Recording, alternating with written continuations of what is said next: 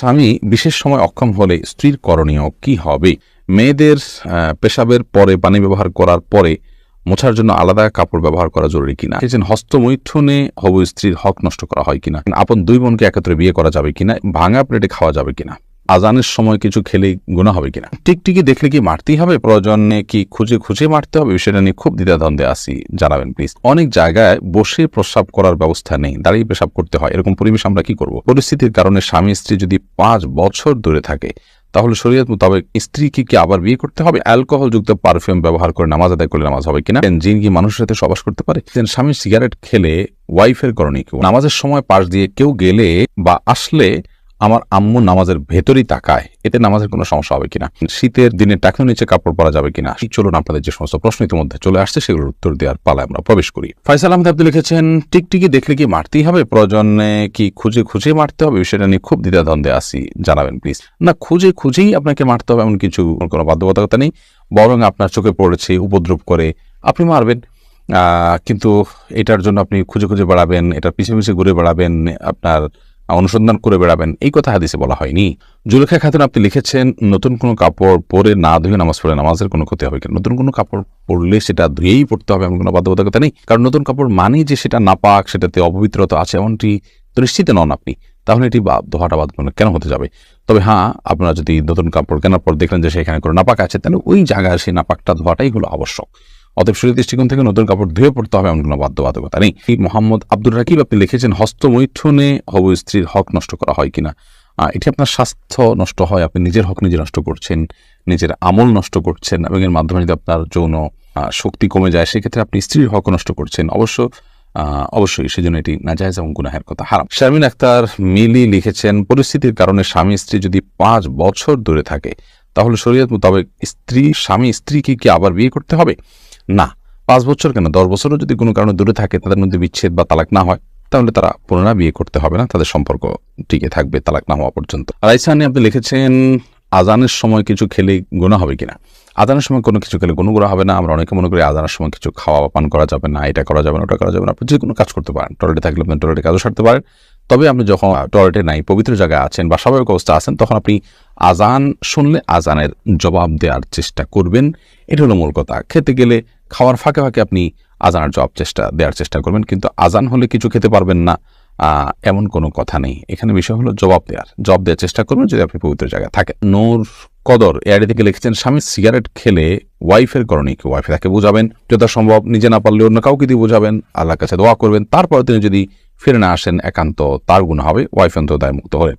রোহান আপনি এর দিকে লিখেছেন, শীতের দিনে টাকনুর নিচে কাপড় পরা যাবে কিনা? সর্বাবস্থায় টাকনুর নিচে কাপড় পরা হারাম, বিশেষ করে জামা, জুব্বা, চাদর এবং এই জাতীয় যেগুলো উপর থেকে মানুষ নিচের দিকে যায় আর কি, আর যেগুলো নিচের দিক থেকে উপরের দিকে থাকে এবং নিচ থাকেই টাকনুর নিচে, যেমন মোজা, তারপর এমন কোনো জামা যেটা মোজার সাথে জামার সাথে অ্যাটাচড, আলাদা করে খোলার কিছু নেই, সেগুলো কথা ভিন্ন সব।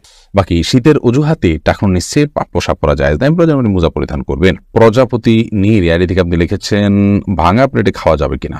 ভাঙা প্লেটে খাওয়া যাবে, কোনো অসুবিধা নেই। ভাঙা আয়নায় মাথা চেহারা দেখা যাবে, সেটাতে কোনো অসুবিধা নেই। আমরা অনেকে মনে করি ভাঙা প্লেটে খাওয়া যাবে না, ভাঙা আয়নায় চেহারা দেখা যাবে না, এটা নিছকই আমাদের সামাজিক কুসংস্কার। ভাঙা প্লেটে ভাঙা অংশে জীবাণু থাকতে পারে, সেজন্য আপনি ওইটাতে খেলে অস্বাস্থ্যকর হতে পারে, সেটা তো আপনার একান্ত স্বাস্থ্যগত বিষয়, বাট সেটাও তো নিশ্চিত নয়। বিধায় ভাঙা প্লেটে খেলে যে গুনাহ হয়ে যাবে বা নাজায়েজ হবে, এটা সেরকম নয়, এবং ভাঙা আয়নায় চেহারা দেখলে কোনো অসুবিধা হবে না। আরিফ রহমান আপনি লিখেছেন, আপন দুই বোনকে একত্রে বিয়ে করা যাবে কিনা? এই বিষয়ে ইসলামিক বিধানকে সম্পূর্ণ হারাম। আপন দুই বোনকে একসাথে বিয়ে করা যাবে না, এমনকি পৃথক করে বিয়ে করা যাবে না। এক বোন স্ত্রী থাকার সময় অন্য বোনকে বিয়ে করা যাবে না, অর্থাৎ এট এ টাইম দুজন বোন কারোর স্ত্রী হতে পারেন না, এটি হারাম। শুধু এটি নয়, এমন দুজন নারীকে একসাথে স্ত্রী হিসেবে রাখা যাবে না যেই দুজন নারীর একজন পুরুষ হলে আরেকজনের সাথে তাদের নিজেদের বিয়ে জায়েজ হতো না, এরকম সম্পর্কের দুজন নারীকে একসাথে স্ত্রী হিসাবে রাখা জায়েজ নয়। হ্যাঁ, একজনকে বিয়ে করেছেন, তার সাথে বিচ্ছেদ হলো বা তিনি মারা গেলেন, তারপর অন্যজনকে বিয়ে করেছেন, তার বোন, সেটি জায়েজ আছে। বিলকিস বেগম আপনি লিখেছেন, মেয়েদের পেশাবের পরে পানি ব্যবহার করার পরে মোছার জন্য আলাদা কাপড় ব্যবহার করা জরুরি কিনা? না, আলাদা কাপড় ব্যবহার করা জরুরি না। পানি ব্যবহার করার পরে যদি নাপাক দূর হয়ে গেছে মনে হয়, তাহলে সেটি যথেষ্ট, আলাদা করে কাপড় ব্যবহার করার প্রয়োজন নেই। আশফাকুর রহমান আপনি লিখেছেন, স্মৃতিশক্তি কিভাবে বাড়ানো যায়? আমার তেমন কিছুই মনে থাকে না, একদিকে পড়ি অন্যদিকে ভুলে যাই। আল্লাহ মাফ করুন, যদি এই পরিস্থিতি হয় তাহলে সেক্ষেত্রে প্রথমত গুনাহ এবং অপরাধ এবং পাপের কাজগুলো আপনার পরিহার করে চলা উচিত বিশেষভাবে যত্ন সহকারে। সেই সাথে আল্লাহ তাআলার কাছে দোয়া করা উচিত স্মৃতিশক্তি বাড়ানোর জন্য। শেখ রোকনুজ্জামান লিখেছেন, অনেক জায়গায় বসে প্রস্রাব করার ব্যবস্থা নেই, দাঁড়িয়ে পেশাব করতে হয়, এরকম পরিবেশ আমরা কি করব?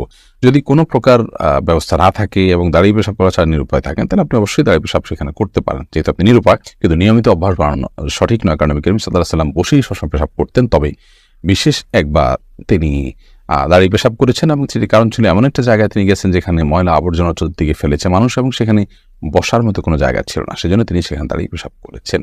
তন্নি আইডি থেকে আপনি লিখেছেন, নামাজের সময় পাশ দিয়ে কেউ গেলে বা আসলে আমার আম্মু নামাজের ভেতরই তাকায়, এতে নামাজের কোনো সমস্যা হবে কিনা? না, অবশ্যই তার দিকে তাকানো উচিত নয়, কারণ সালাতরত অবস্থায় কেউ যাচ্ছে তার দিকে আপনি তাকানোটা আপনার সালাতের যে খুশু এবং ক্ষুদ্র তার বরখেলাফ হয়। বাট যেটি করা উচিত সেটি হলো নবী আলাইহিস সালাম বলেছেন, তোমার সালাতের সামনে যদি কেউ যায় তাহলে সেক্ষেত্রে তাকে বাধা দাও। কোনো কোনো বর্ণনা আছে তাকে তার সাথে লড়াই লিপ্ত হয়, কারণ সে শয়তান, কারণ সে তোমার মনোযোগকে নষ্ট করছে, তোমার সালাতের এরিয়ার মধ্যে এসে সে তোমার দৃষ্টিকে আকর্ষণ করে ফেলছে এবং মনোযোগে ব্যাঘাত সৃষ্টি করছে। এই জন্য তাকে বাধা দিতে বলা হয়েছে। সেই বাধার অংশ হিসাবে এরকম হাত দিয়ে তাকে ইশারা দিয়ে দেওয়া যেতে পারে যদি সে টের না পায়। আর এর বাইরে তার দিকে তাকিয়ে থাকলে তো কোনো লাভ নাই, বিধায় তাকিয়ে নিজের সালাতের মনোযোগ নষ্ট করার তো কোনো যৌক্তিকতা নেই, বিধায় আপনার আম্মাকে বলতে হবে এই কাজটি করা যাবে না। এরপর মিনহাজউদ্দিন লিখেছেন, অ্যালকোহলযুক্ত পারফিউম ব্যবহার করে নামাজ আদায় করলে নামাজ হবে কিনা? জায়েজ হয়ে যাবে, বিশেষ করে যে অ্যালকোহল আমরা ব্যবহার করি, এখানে যে পারফিউম ব্যবহার করি এটা যে অ্যালকোহল থাকে এটা কেমিক্যাল, এটা খাবার মানে যেটা পানীয় অ্যালকোহল মদ সেটা এটা না, এটা কেমিক্যাল মাত্র। তারপরেও সালাতের কিছুটা আগে ব্যবহার করলে বাষ্প হয়ে অ্যালকোহলটা উড়ে যাবে, তারপর সালাতে করবেন, সেটা সবচেয়ে সেফ এবং নিরাপদ। ইচ্ছে ডানা এআইডি থেকে আপনি লিখেছেন, স্বামী বিশেষ সময় অক্ষম হলে স্ত্রীর করণীয় কি হবে?